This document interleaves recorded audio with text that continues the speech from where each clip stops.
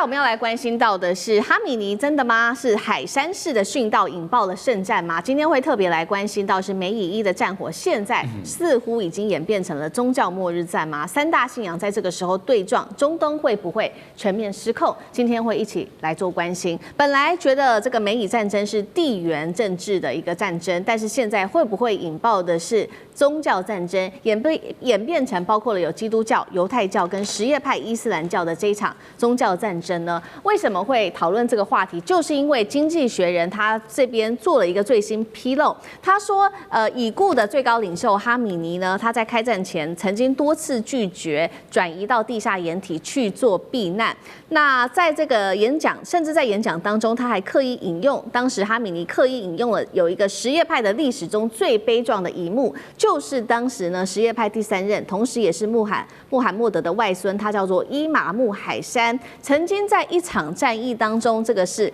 卡尔巴拉战役当中，遭到逊尼派的雅兹德大军包围之后就殉道了。那么哈米尼特别提到的是说，他像我这样子的人呢，我是绝对不可能会跟雅兹德这样的人来做效忠的。所以从当时的意思来看，是不是他已经准备好会做殉道，也就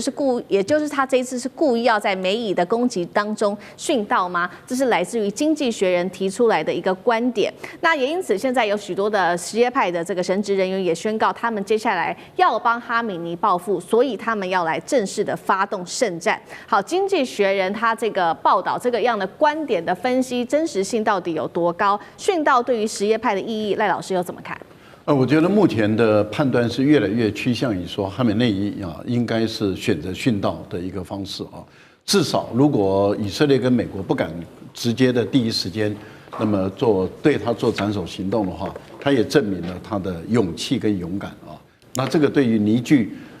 革命卫队、凝聚民兵，还有伊朗的人民是有相当大的助力的。也就是说，他很勇敢，他敢跟美国跟以色列的对抗。因为当中国大陆紧急撤侨的时候啊，其实这个讯号就很明白了。我们一般来讲，在观察国际间的撤侨的时候，其实美国跟大陆是我们最高的2个指标。也就是我们一般来讲，我们更会看重的是中国大陆的撤侨。大陆的基本上的政治情报工作基本上是蛮准确的，所以他们的撤侨的时间点都是比一般的国家来得准。因为有些国家动不动就撤侨，然后最后这个没有事，那被撤的人他可能当天的行程或者多少都会有一些损失。但是你如果不撤侨，不宣布撤侨，情报失灵，像日本，你看现在日本还有200多人困在那边，我们台湾也很多人被困在中东地区，目前都还跑不出来啊。所以你可以了解到，就是说有些的地方是反应很慢，但有些人是反应过度。可是最准确的，一般来讲，大家会估计的是美国跟中国，特别会看的是中国大陆。所以当大陆一旦宣布撤侨的时候，你想，当他的大使馆、领事馆宣布撤侨，那你觉得伊朗不会觉得马上启动最高的安全等级吗？当然有可能嘛。可是为什么哈梅内伊本身还是不愿意进入这种帮他们设计好的各种安全处所？没有，这代表说他一方面，如果说他们美以没有对他实施斩首行动，他展现出他巨大的勇气。第二个，如果对他实施斩首行动，那他的这些高层都殉道了，殉道就会把伊朗跟海外的这些什叶派的人的凝聚力就拉到最高，而且也有可能会实施海外游击战。美国把它称之为恐怖主义战争，但是它是一种海外的为宗教而打的游击战，这就不能排除，这个就才有动力，这个动力是很巨大的，能量是很大的。所以我个人觉得，经济学人的评断基本上来讲是站得住脚的。好，所以在哈米尼他身亡之后，现在是不是掀起在海外的所谓的游击战，也就是圣战？现在浪潮会不会在全球多国兴起？那接下来对美国的威胁，厉将军又怎么看？我觉得哈梅内伊他这个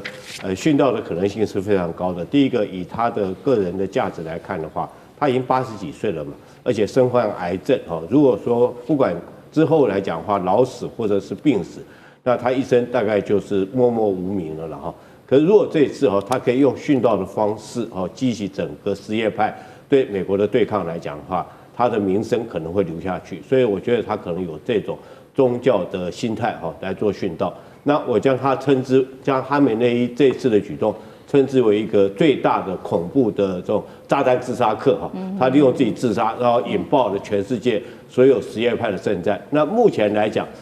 果然没错哈，什叶派最高的宗教领袖叫舍伊子哈，这个拉瑟子。色拉子他99岁，他现在已经下达了所有的圣战追击令。那他将这次之后第一个，他将定位，他将美国跟以色列这次对伊朗的攻击定位为这个对伊斯兰这个穆斯林的一个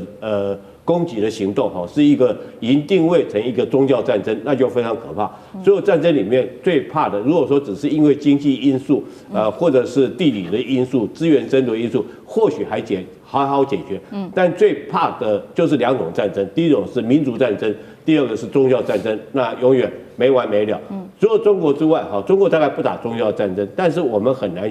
去感受到，就是西方世界或者是说犹太教、基督教啊，或者是回教，他们那种宗教战争的狂热是很难感受到。第二个，他这种殉道之后，他会号召所有什叶派的这种这个激进分子哈，愿意为这个之后的圣战来投入这场战斗。当然，对这个哈梅内伊这次殉道来讲，也等于是一次下了一个动员令。所有的这个什叶派的这种年轻人呢，他之后来讲，等于接到动员令，他就开始投入战斗。所以我觉得对美国跟以色列来讲，以后来讲可能是这个很难有这个安稳的日子过。好，我现在看到的是宗教动员哦，现在已经从伊朗这边发起，但是另外一方面，有没有可能这场战争最后变成一个宗教战争？是今天我们也要特别来做讨论的。就是除了伊朗这边有宗教动员之外，现在来自于美国方面，基督教这边有一些的声音，这个是来自于美国的非营利监督组织，叫做军事宗教自由基金会，表示说，最近呢收到了许多封美军士兵的投诉，部分的军官在内部动员的时候说，这一场战争是神圣的计划，他们大量的引用圣经启示录关于末日大决战的一个段落，还说川普呢是受到耶稣基督高抹拣选的领袖，对伊朗开战是为了引发末日之战，来迎接基督再临。那同时呢，以色列的总理纳坦雅胡则是引用了犹太教典妥拉，将伊朗比喻成纯粹邪恶的宿敌亚玛力人。接下来有没有可能爆发宗教战争？委员又怎么看？不会啊，为什么？因为不管宗教战争、民族战争或什么其他这个狗皮倒灶的战争，就在决定你有没有物理学上的实力，没有就打不起来。举个例子，以色列好啊，你圣经也好，妥拉经也好，妥拉经就是摩西五经，就是旧约圣经前面那一部分。你不管怎么宣传，这个你跟伊朗距离都1600公里啊，你也不可能消灭伊朗啊。所以最后还是要怎么样？乖乖，不是和平共存，而是有敌意的共存。好。再来，我们也不用帮这个伊朗去吹嘘啊，伊朗没有那个能力啦。你说什么圣诞是全世界东突厥搞个老半天，东突厥在中国还不照常被镇压下去，对不对？这讲究是物理实力，没有那个物理实力，只是精神抗议没有。那当然了，每方面都会宣传啦，哈，比如说那个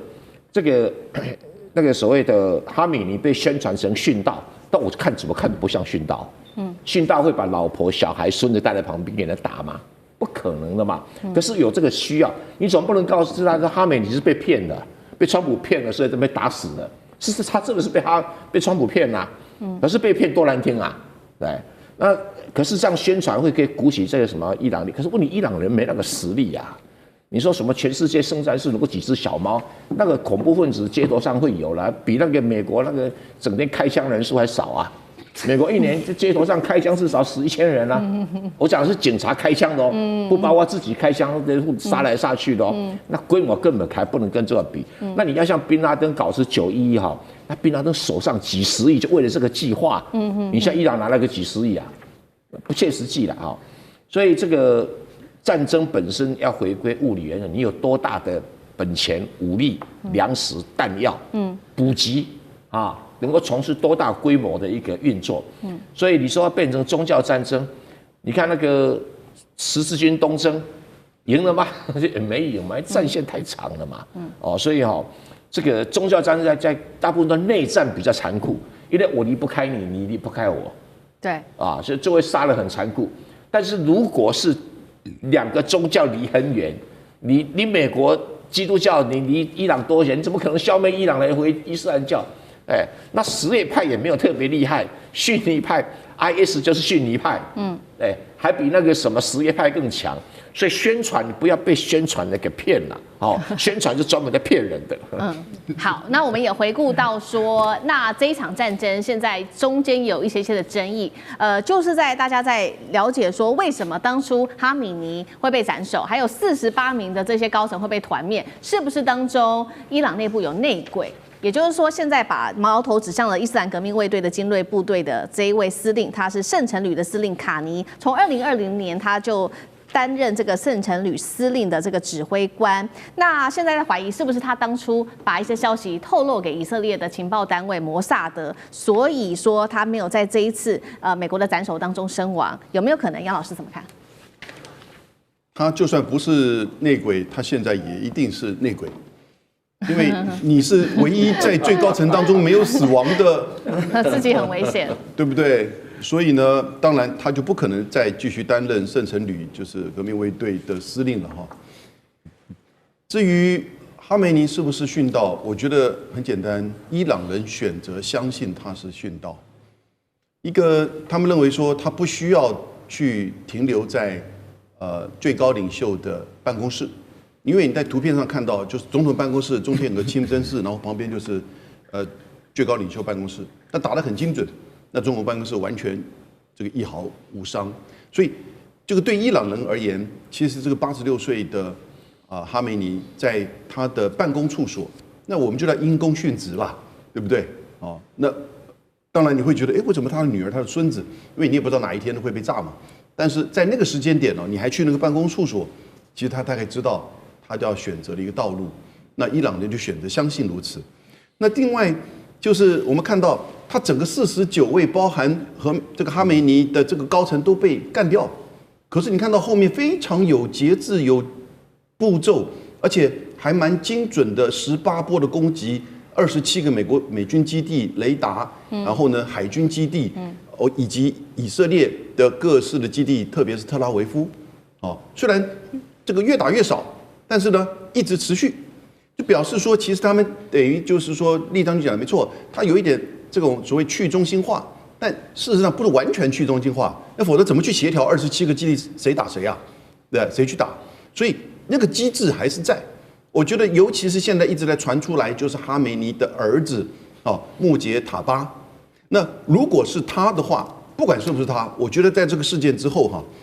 很有趣味的是，圣战化。这个的确，因为很多美国的一些评论员觉得川普做错了，你不应该这个时候把86岁的哈梅尼给打掉，你跟整个穆斯林以及伊朗那是世仇了，因为他是精神领袖，他是宗教领袖，86岁你把他打掉，也打死。但是呢，他的儿子上来，我觉得伊朗的内部现在变得一个很有趣味，神权退后了，军队向前了，因为他的儿子穆杰塔巴是。没有什么这个名声嘛，也不是什么法学家，他只不过是跟革命卫队关系好。那革命卫队需要一个支持者，一直在拱他。以前就是这样的因素。那但是因为他是世袭，但看起来不可能。这次事件你成就了他，所以我现在是比较看好他了，加油。但是呢，如果他真的坐上了一个最高领袖的话，那这个国家就变成军权主导，神权为名进行圣战。这对美国是不好的事情。好，谢谢杨老师。那我们休息一下，马上回来。地缘政治、美中之争、战略价值、强权崛起、小国生存，现在与未来洞悉事件走向，掌握世界脉动，全球观点尽在环球大